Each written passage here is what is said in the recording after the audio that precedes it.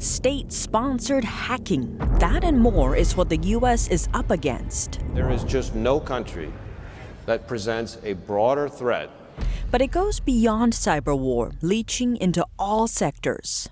In this special report, we look at how the Chinese regime has waged war on virtually every area, making waves that reach every American, even though most people don't even realize it.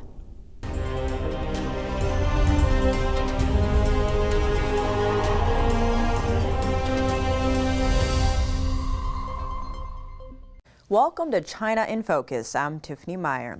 One of the biggest threats facing America is virtually unseen. The world of cyber war may seem illusory and imagined, but the effects it can have are devastating and very real.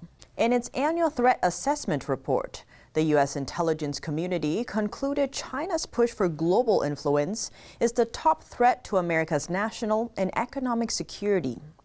FBI Director Christopher Wray has said that here in the U.S., Chinese hackers have unleashed a massive, sophisticated program that is bigger than those of other major nations combined. Now, where is China learning to do that? Desert Storm was really, in many ways, the peak or the pinnacle, and we're talking about 91. Now, last century here, sounds a long time ago, and it is. We saw the net-centric capabilities, kind of a term from that era, the way the U.S. managed and marshaled its information technology as giving us dominance, and it did. And the Russians and the Chinese watched Desert Storm extremely closely. They studied it and still study it to this day in detail. That's John Mills, retired colonel, former director of cybersecurity at the Defense Department, senior fellow with the Center for Security Policy, and part of the Spectrum Consulting Group. He notes all that study went into Russia's invasion of Ukraine. But it wasn't quite the Desert Storm they were hoping for. Here we are 6-7 weeks later, and it really has not gone well. In the past, cyber was a big part of Russia's attack efforts. In 2015, nearly half of Ukraine's power grid was taken offline. But this time, we're not seeing that level of cyber strikes. Why not? Casey Fleming, CEO of BlackOps Partners Corp, explains. What you're seeing is it's more calculating and streamlined into support the combat piece of it, or the conventional warfare piece.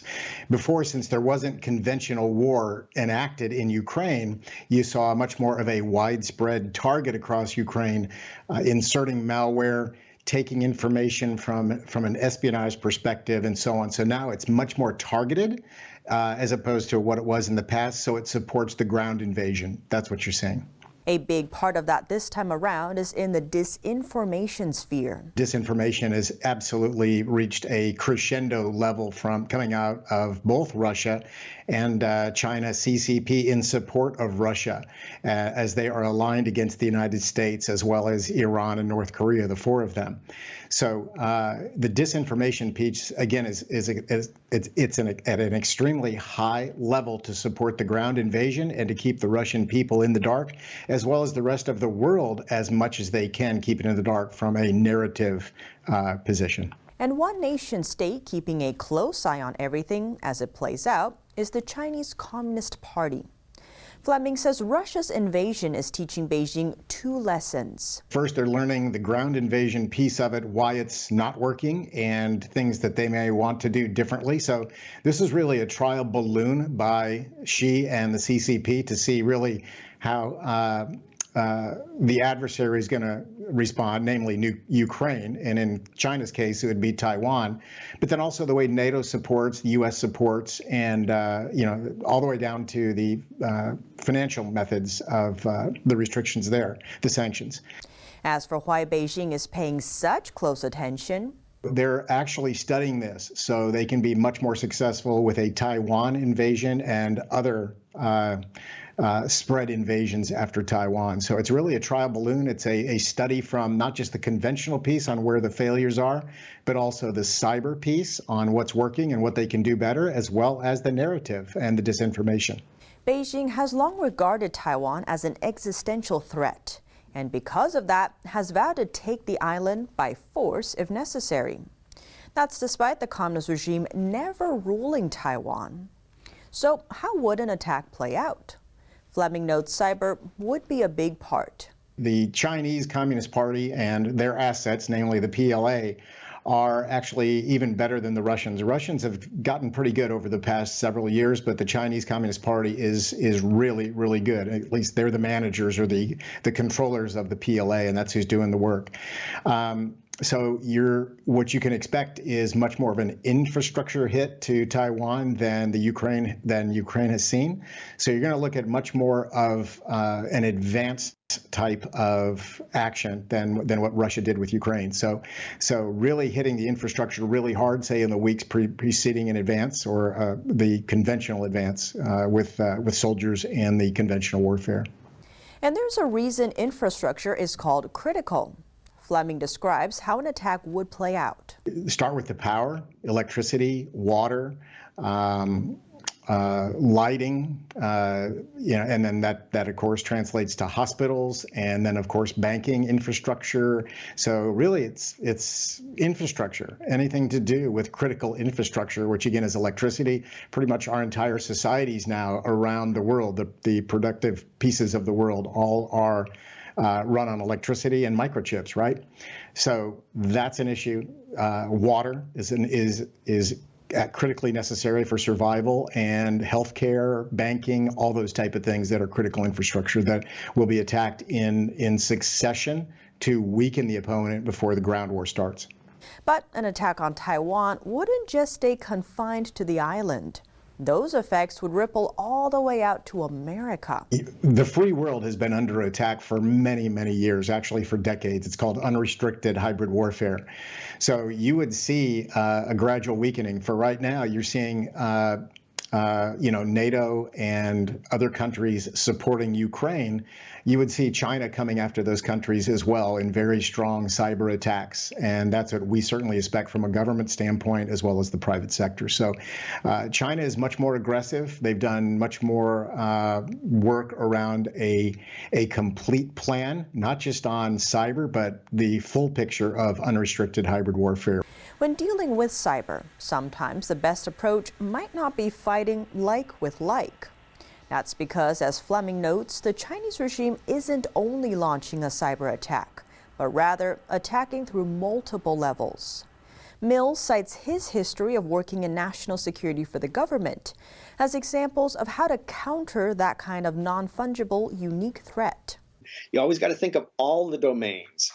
And you got to think about instruments of national power: diplomatic, information, military, economic, the war-fighting domains, space, cyber, land, air, sea. You got to think about everything. You can't just be one. You can't be stuck in a silo.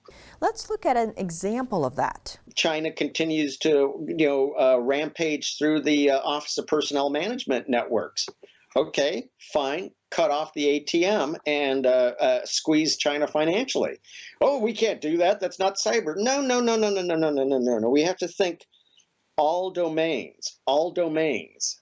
As for the specific threats we face, Fleming offers an inside look, given his access as the CEO of BlackOps Partners, whether those risks are seen or unseen.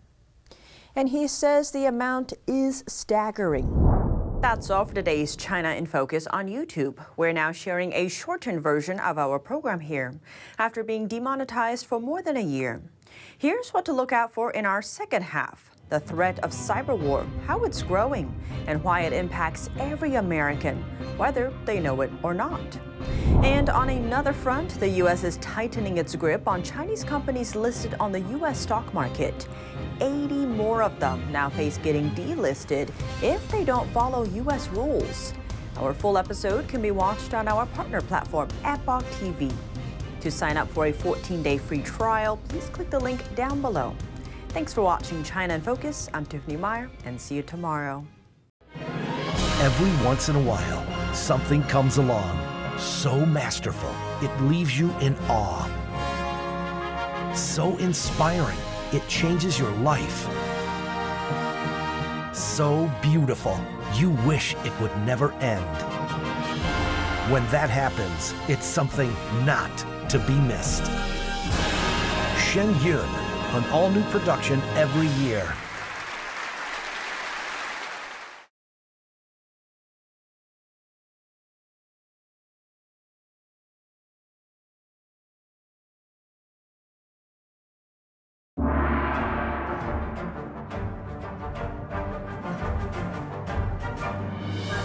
The performance was enchanting. I feel better about the world. I feel uplifted. It touches you. It really does. The expertise of the dancers was really, really strong. To know that it was live music was really fantastic. We didn't want to miss this. Make sure you see it. Have to come. Life-changing.